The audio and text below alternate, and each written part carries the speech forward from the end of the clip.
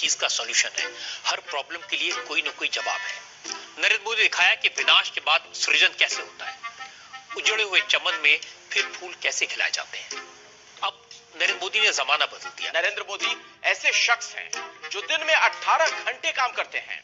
वे खुद 14 से 18 घंटों तक काम में बिजी रहते हैं, बिना थके, लगातार। क्योंकि प्रधानमंत्री मोदी को भी हमने देखा है, बिना रुके, बिना थके अपने तमाम कार्य वो करते रहते हैं। वो बिना रुके, बिना थमे, बिना थके लगातार काम करते हैं। चूंकि नरेंद्र मोदी खुद 18 घंटे काम करते हैं, इसलिए उनके साथ काम करने वाले परेशानी में रहते हैं। एक तो दिन रात काम करने वाला नेता इस देश में बहुत कम मिलता है। दूसरी तरफ हमने देखा है विपक्ष के लोग जब आराम फरमा रहे होते हैं, सुबह सुबह उठकर प्रधानमंत्री नरेंद्र मोदी कामकाज पर लग जाते हैं। इसके पीछे उनके अनुशासित दिनचर्या है और संयमित खान पान के साथ साथ कम खाते हैं, वक्त पर खाते हैं, आराम बहुत कम करते हैं। पीएम मोदी जैसा कोई नहीं। देखिए 2014 से अब तक राजनीति के केंद्र में अगर कोई है तो वो है प्रधानमंत्री नरेंद्र मोदी। आज 5 सालों बाद राजनीति का मतलब मोदी है और मोदी ही राजनीति में सब कुछ दिखाई देते हैं। PM number 1। पीएम मोदी की स्टाइल का जवाब नहीं। पीएम मोदी की बेहतरीन ड्रेसिंग सेंस की चर्चा अक्सर होती है। उनके फैशन स्टेटमेंट में सादगी और सौम्यता की झलक मिलती है। देश से लेकर विदेश तक मोदी जहां भी जाते हैं, उनका ड्रेस सिलेक्शन काबिले तारीफ होता है। मोदी आज सियासत में ऐसे जादूगर बनकर सामने आए हैं जो कुछ भी कर सकते हैं और उनके कहते कुछ भी मुमकिन है। तो मोदी है और मोदी है तो मुमकिन है। बिल्कुल, आजाद भारत के सबसे लोकप्रिय प्रधानमंत्री की उपाधि अगर नरेंद्र मोदी को दे, ये तो गलत नहीं होगा। देश की हर माँ ये चाहती है कि उसका बेटा प्रधानमंत्री मोदी जैसा बने और हर बेटा भी खुद को नरेंद्र मोदी से जोड़कर देखना चाहता है। ओह यस, देखिए खूबसूरत। अरे वाह, अरे बहुत ही खूबसूरत। नरेंद्र मोदी के चेहरे पर एक अलग मुस्कान। ये पल भी अद्भुत होगा, सोचिए। साथियों नमस्कार, मैं हूं नीरज पटेल और आप देख रहे हैं नेशनल जनमत। नेशनल जनमत पर गोदी मीडिया को लेकर के लगातार जो सीरीज में चला रहा हूं, उसमें 2 तरह के सवाल मुझसे पूछे जाते हैं। पहला तो ये कि ये गोदी मीडिया आखिर है क्या और आप इसकी परतें उखाड़ने में क्यों लगे हैं। तो पहले सवाल का जवाब, ये तमाम सारे वीडियो थे जो अभी आपने देखे। गोदी मीडिया मतलब सरकार की गोद में बैठ चुका मीडिया। ये वीडियो में जो दिख रहा था वो स्वामी भक्ति है, चाटुकारिता है, चरण वंदना है, चापलूसी है और चमचाई है। इसके आगे भी तमाम शब्द हैं जिनका इस्तेमाल लोग गाहे बगाहे करते हैं, लेकिन मैं उन असंवैधानिक शब्दों का इस्तेमाल करके अपना मुंह खराब नहीं करना चाहता। दूसरे सवाल का जवाब कि मैं इसकी परतें क्यों उखाड़ रहा हूं, इसलिए क्योंकि यही गोदी मीडिया इस समय देश में सबसे बड़ी विलेन बनी हुई है। इस गोदी मीडिया के 3 चरण हैं। पहला चरण तो ये कि अपने स्वामी यानी कि प्रभु मोदी को युग पुरुष के रूप में और अभूतपूर्व प्रधानमंत्री के रूप में प्रेजेंट करना। इनके प्रभु नरेंद्र मोदी की तरफ सवाल की उंगली अगर कोई उठाए तो उस उंगली को दूसरी तरफ यानी कि विपक्ष की तरफ मोड़ देना। इसके अलावा उनके प्रभु के मुंह से जो भी शब्द निकले उसको इवेंट मैनेजमेंट की तरह ट्रीट करना। अब इस गोदी मीडिया का सेकंड स्टेप समझिए, विपक्ष को पूरी तरीके से खत्म कर देना। आप लोगों के जहन में ये सवाल आखिर आता कहां से है कि प्रधानमंत्री नरेंद्र मोदी के अलावा देश में है ही कौन। वो तमाम सारे लोग जो नरेंद्र मोदी की नीतियों से खुश नहीं रहते, उनके जहन में भी ये सवाल घुसेड़ दिया गया है कि नरेंद्र मोदी नहीं तो आखिर कौन। देखिए गोदी मीडिया का दूसरा स्टेप। चर्चा हो रही है राहुल गांधी की। राहुल गांधी की बात करना जरूरी है। आज लोकसभा टीवी पर राष्ट्रपति के अभिभाषण का लाइव प्रसारण चल रहा था और 68 मिनट के दौरान 30 बार ऐसे मौके आए जब राहुल गांधी फ्रेम में दिखाई दिए। जब हमने उनके हर फ्रेम का बारीकी से अध्ययन किया तो हमें पता चला कि 10 मौकों पर राहुल गांधी अपने फोन में व्यस्त थे, मोबाइल में व्यस्त थे। मतलब आगे किसी पर थे लेकिन हरकतें बैक बेंचर्स वाली थी। कभी मोबाइल पर लगे हुए हैं, बातचीत कर रहे हैं, फोटो खींच रहे हैं। राहुल गांधी के इस मोबाइल प्यार की वजह से एक बार फिर कांग्रेस पार्टी के सामने शर्मनाक स्थिति आ गई है। राहुल ने नहीं बजाई ताली, सोनिया ने भी राहुल को ताली बजाने के लिए कहा। सवाल है, क्या आज आपने विपक्ष के नेताओं की योग करते हुए कोई तस्वीर देखी? बात बात पर सेल्फी लेकर ट्वीट करने वाले विपक्ष के नेता, मैं सोच रही हूँ आज दिन भर कहाँ गायब है। इस बार Modi versus Rahul was very easy for you because there was no contest. अब सवाल देश में यह है, Modi versus who? Modi versus who? in this general election campaign. इस आम चुनाव इटली वाली सोनिया गांधी चुप नहीं रहती।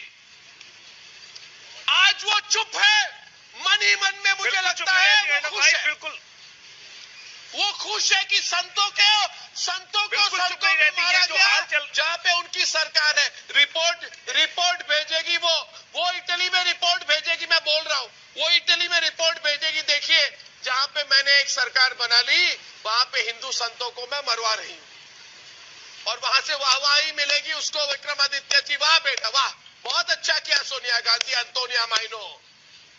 शर्म आनी चाहिए इन लोगों को। गोदी मीडिया के इस दूसरे चरण में एक चीज और शामिल है, सत्ता पक्ष को बचाने के लिए विपक्ष पर लगातार सवाल खड़े करना। ये अर्णव गोस्वामी जो विपक्ष पर चीखता चिल्लाता है, इसने 20 अप्रैल को एक प्रोग्राम किया, मध्य प्रदेश में कोरोना का खलनायक कौन।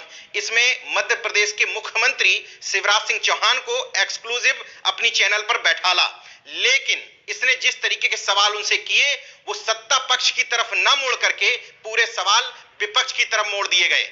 मानो कि वर्तमान में जो सरकार काम कर रही है उसकी कोरोना के प्रति कोई जिम्मेदारी थी ही नहीं, बल्कि कमलनाथ की पूरी जिम्मेदारी बनती है। इस व्यक्ति ने निर्लजता की सारी हदें पार करते हुए शिवराज सिंह चौहान को इस बात के लिए भी उकसाना शुरू कर दिया कि आपकी हिम्मत क्यों नहीं पड़ती है कमलनाथ के प्रति तल्ख शब्दों के इस्तेमाल करने की। उस इंटरव्यू में जो सवाल इस अर्णव गोस्वामी ने पूछे, उन सवालों की फहरिस्त सुन लीजिए। तबलीगी जमात के 26 लोग मध्य प्रदेश में कई मस्जिदों में मिले थे, इन सबको कोरोना था, ये लोग वहां छिपे थे। क्या जमातियों की वजह से एक बड़ा कारण बना कि आपके राज्य में कोरोना बढ़ा? आपके पहले जो मुख्यमंत्री कमलनाथ थे उनको पता था कि कोरोना फैल रहा है फरवरी में, और पता होते हुए भी उन्होंने कुछ नहीं किया, क्योंकि अगर वो बात सही है तो ये बहुत गंभीर बात हो जाती। मैं ये कह रहा हूं स्पष्ट रूप से कि पिछले मुख्यमंत्री ने, कमलनाथ जी ने, उस सरकार ने कोई ध्यान नहीं दिया। अब राहुल गांधी कह रहे हैं फरवरी में कि कोरोना फैल रहा है, लेकिन उनकी सरकार यहां सोती रही। इंदौर में मीटिंग हुई। मैंने आज आपको पहले ही सवाल में बोला कि शिवराज जी मेरे प्रोग्राम में आपको खुलकर बोलना पड़ेगा, और एक मेरा आप पर भी मैं एक दोष डालने वाला हूं कि आप भी अपने सभ्यता को बचाते बचाते कमलनाथ का नाम नहीं लेते, आप खुलकर नहीं बोलते। आप हमेशा दिखाना चाहते हैं कि कमलनाथ के साथ आप काम कर रहे हैं। अगर सच्चाई ये है कि कमलनाथ जी जानते हुए भी, इंदौर की स्थिति और परिस्थिति को समझते हुए भी, वहां पे फिल्म अभिनेताओं के साथ कई 100 करोड़ रुपए खर्च करके वहां पे एक बॉलीवुड का प्रोग्राम करना चाहते थे, मगर क्या उनको पता था कि इंदौर में कोरोना फैल रहा है? क्या उनको पता था कि किसी वर्ग विशेष जहां पे ज्यादा रहती है उस वर्ग विशेष के बीच में कोरोना ज्यादा फैल रहा है? क्या उनको पता था? और पता होते हुए भी उन्होंने अपने आंखों पे काली पट्टी लगाई थी। इस पर जरा स्पष्ट रूप से कहे शिवराज जी, स्पष्ट रूप से कहे। ये हो नहीं सकता कि इनको पता ना हो, ये हो ही नहीं।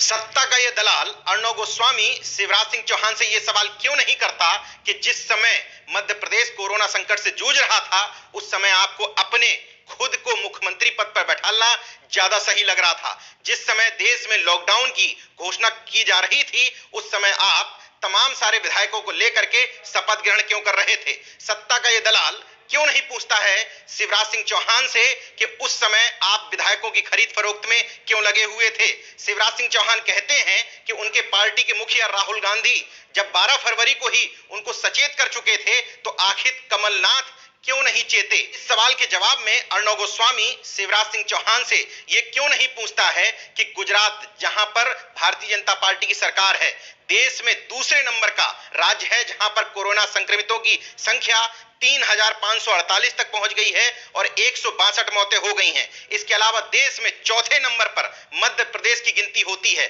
दोनों ही जगह भारतीय जनता पार्टी की सरकार है। अगर राहुल गांधी के कहने पर कमलनाथ नहीं चेते थे तो इस अर्णव गोस्वामी को पूछना चाहिए था कि केंद्र सरकार क्यों नहीं चेती थी गुजरात की सरकार क्यों नहीं चेती थी? लेकिन पूरे सवाल जवाब में दिख रहा है कि वो ठीक रहा, कमलनाथ पर फोड़ रहा है, अपनी प्रिय पार्टी के मुख्यमंत्री को बचाने की कोशिश कर रहा है। अब इस गोदी मीडिया का तीसरा चरण जो बेहद ही खतरनाक है, इस तीसरे चरण में ये गोदी मीडिया नफरत फैलाने का काम कर रही है, नफरत के बीज बो रही है। नेशनल जनमत ने 3 प्रमुख गोदी मीडिया संस्थानों के एक हफ्ते की टीवी प्रोग्राम्स की लिस्ट देखी। उनमें से उन प्रोग्रामों की हेडिंग निकाली कि आखिर इस समय जब देश कोरोना संकट से जूझ रहा है, उस समय ये अपनी चैनल पर अर्णव गोस्वामी किस मामले को लेकर डिबेट करवा रहा है। एक एक डेट के हिसाब से उसकी हेडिंग बताता हूं। अब से थोड़ी देर पहले मुंबई के बांद्रा में जामा मस्जिद है और इस जामा मस्जिद के पास अचानक हजारों लोगों की भीड़ जमा हो गई। इसलिए आज मेरे साथ पूछता है भारत कि मुंबई के बांद्रा में मस्जिद के पास किसने भीड़ जुटाई? लॉकडाउन में हर भीड़ मस्जिद के पास ही क्यों जुटती है? और आज का सबसे बड़ा सवाल कि अफवाह फैलाकर लॉकडाउन को कौन फेल करने की साजिश कर रहा है? बड़ा सवाल, क्या मुस्लिम नेताओं ने भाषण देकर लोगों को उकसाया और यहाँ भीड़ इकट्ठा की?